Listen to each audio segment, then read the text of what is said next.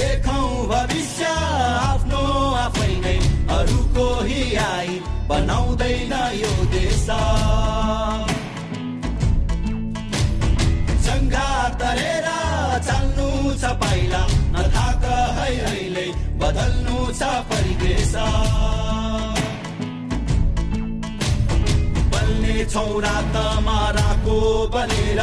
चिच्याई डाकमा डाको छोडेर उड्ने छ देश उदाउने छौ हामी यो भाग्यको घरलाई उठाउनु छ माथि